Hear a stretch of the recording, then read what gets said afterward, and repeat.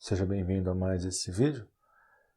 E nessa aula de hoje a gente vai dar início ao estudo dos diodos com circuitos chaveados RLC. Então, esses circuitos vão possuir capacitores e indutores e por causa disso eles vão ser permeados por matemática. Razão pela qual eu vou dar um reforço lá na nossa série de fundamentos matemáticos daqui para frente, para que possa ser acompanhado aí os vídeos subsequentes aí, certo? Antes de começar o vídeo, eu vou pedir a você que se inscreva no canal, deixe aí o seu joinha e o seu comentário que ajuda a divulgar. Então, muito do que eu vou falar aqui é uma revisão do primeiro vídeo que nós fizemos no canal, e eu vou deixar o link aí embaixo, né?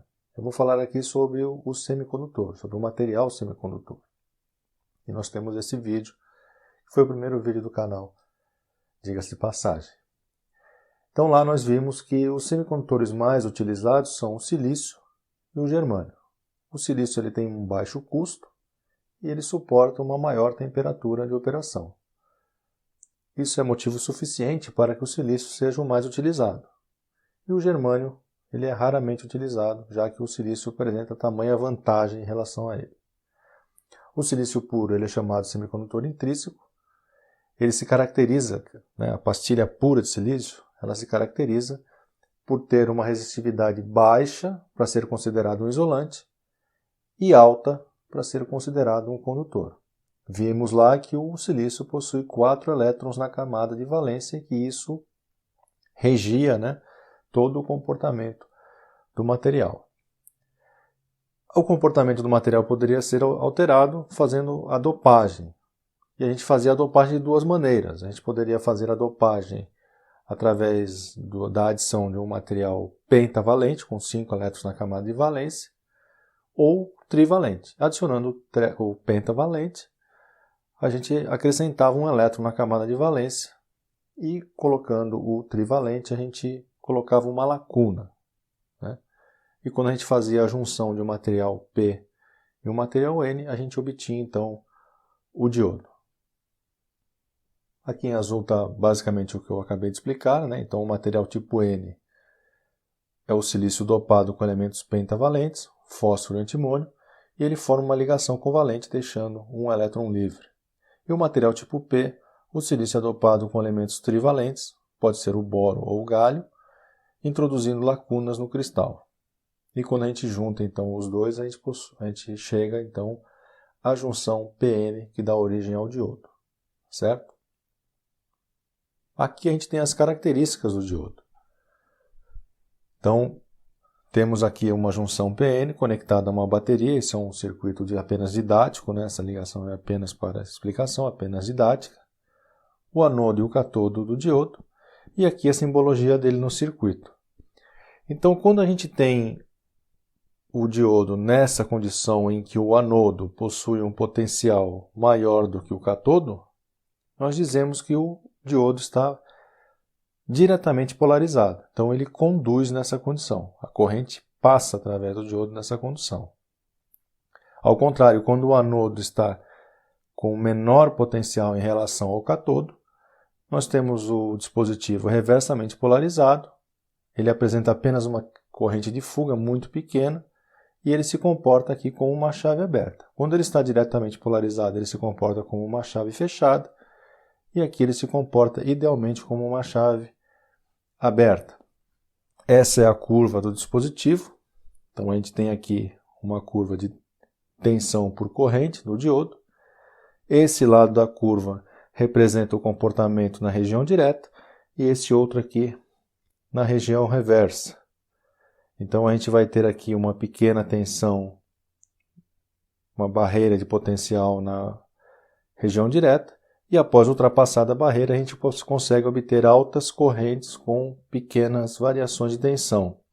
E na região reversa, a gente mesmo aplicando grandes tensões, a gente vai ter apenas uma pequena corrente, que é essa corrente de fuga. Existe um limite para isso, uma tensão, né, que é chamada tensão de ruptura. Uma tensão maior do que essa tensão de ruptura vai destruir o dispositivo. Então nós vamos dimensionar o nosso circuito, já fizemos isso na série de eletrônica, nós vamos dimensionar o nosso dispositivo para operar na região reversa dentro dessa faixa aqui, um valor menor do que a tensão de ruptura. certo? Aqui a gente tem a equação de Shockley, que nada mais é do que a equação daquela curva ali. Então a corrente no diodo é igual à corrente de saturação vezes a exponencial da tensão no diodo dividido por um fator N vezes VT. VT é a tensão térmica, vamos ver no próximo quadro. Tudo isso aí menos 1. Né? Então ID corrente no diodo, VD tensão no diodo, e S corrente reversa. Você vê que é uma corrente baixinha, ela vai de menos 6 a 10 a menos 15, 10 a menos 6 a 10 a menos 15 amperes, né? E o N é um coeficiente de emissão. Geralmente ele é 1 para o germânio e ele assume o valor 2 para o silício, né? A gente viu lá na nossa série de eletrônica, né? A gente usou até em alguns exercícios, vamos usar em alguns exercícios aqui também, mas através de aproximações, né, de idealizações, nós vamos evitar o uso complicado dessa equação, certo? Vamos fazer aproximações e não será necessário utilizar essa equação. Continuando então o estudo da equação, a gente tem aqui a tensão térmica que se fazia presente lá na equação de Shockley, né? A tensão térmica ela é igual a um coeficiente K, que é a constante de Boltzmann, ela tem um valor de 1,3806 vezes 10 a menos 23 joule por Kelvin, vezes a temperatura absoluta, essa temperatura está em Kelvin, dividido pela carga do elétron, que é 1,6 vezes 10 a menos 19, um valor famoso aí, né? Então, na região direta, a gente tem a tensão do diodo positiva, ela é maior do que zero. E aqui cabe uma explicação para que não haja confusão. É muito comum acontecer confusão aqui. Então, a corrente é pequena se a tensão do diodo for menor do que 0,7 volts. Então, lá na junção PN é criado, né, quando nós juntamos os dois materiais, é criada uma barreira de potencial de 0,7 volts. Se a tensão no diodo for menor do que 0,7 volts, ele não conduz. Ele só vai conduzir na região direta quando a tensão superar a barreira de potencial. Ou seja, tensão menor do que 0,7 volts, o diodo se comporta como uma chave aberta. Tensões maiores do que 0,7, ele se comporta como uma chave fechada. E na região reversa, nós temos uma tensão negativa no diodo, né? VD é menor do que zero. E se o módulo de VD for muito maior do que essa tensão térmica, o termo da exponencial ele é muito pequeno e a corrente no diodo ela é aproximadamente igual à corrente de saturação. E temos lá também a região de ruptura, onde ocorre o efeito avalanche. Isso está explicado lá nos vídeos de eletrônica. Agora vamos ver o fenômeno da recuperação reversa, né? Então eu falei agora que o diodo ele opera com uma chave, ora conduzindo chave fechada e ora cortado chave aberta.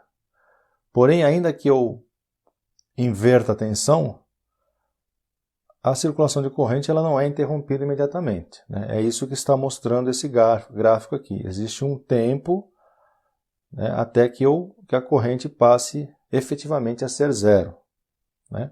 Então nós temos aqui em vermelho a curva da corrente, e em azul nós temos a curva de tensão, né, em função do tempo.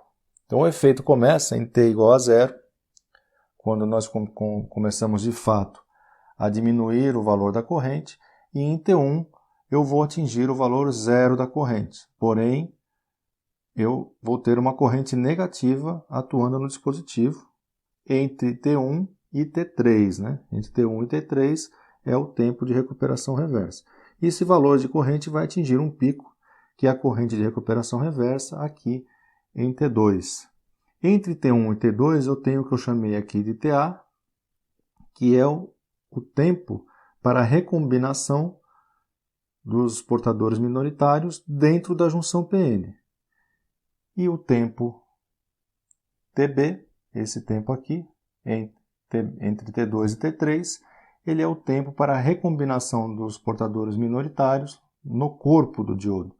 Essa coisa de portadores minoritários e majoritários está nos nossos vídeos lá de eletrônica, né? Eu não vou entrar nesse detalhe agora. E o tempo de recuperação reversa ele é a soma de TA com TB. Então, voltando aqui, né, nós fizemos aqui a corrente veio até a zero. Ela vai inverter o sentido da corrente, vamos ter uma corrente negativa até atingir o pico. E finalmente, então, nós vamos ter o decréscimo, né, do módulo da corrente até que ele atinja zero. É considerado zero quando esse valor de corrente, né, ele passa aqui do 0,25 IRR. Aí já é considerado zero.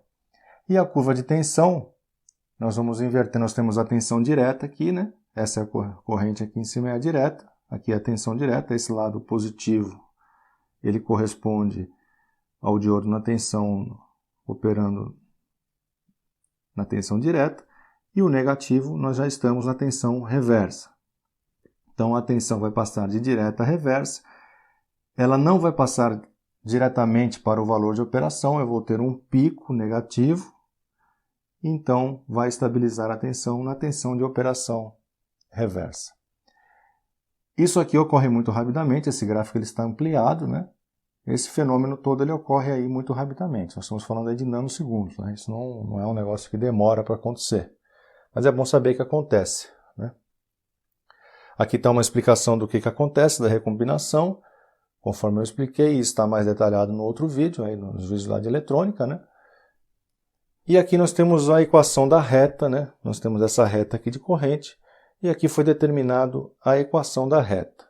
Então nós temos lá da matemática a equação da reta, y menos y0 é igual ao coeficiente angular, x menos x0. Nós determinamos o coeficiente angular e escolhemos um par ordenado para determinar então a equação da reta. O coeficiente angular para essa reta aqui, ele vai ser menos cateto oposto, a tangente desse ângulo aqui, né? Menos cateto oposto, que é IF, dividido pelo cateto adjacente, que é T1 menos T0. Ele é negativo porque a inclinação da reta está assim, né? Se fosse a inclinação ao contrário aqui, era um coeficiente positivo. Então, coeficiente negativo. Vou escolher o par ordenado T1 e 0.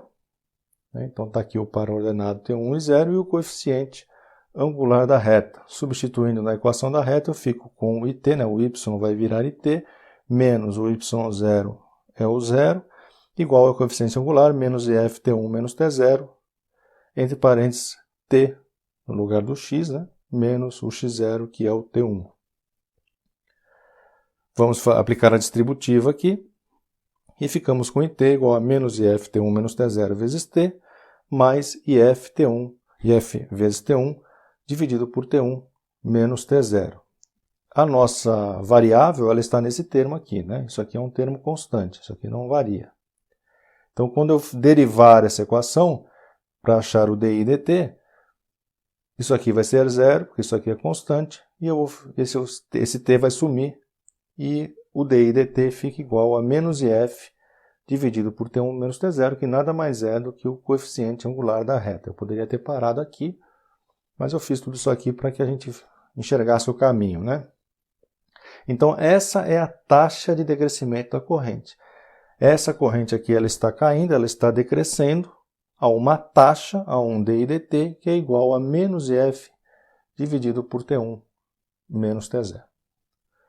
Tá certo? Eu espero que tenha ficado claro. Eu vou parar esse vídeo por aqui para que não fique muito longo e a gente volta no próximo vídeo.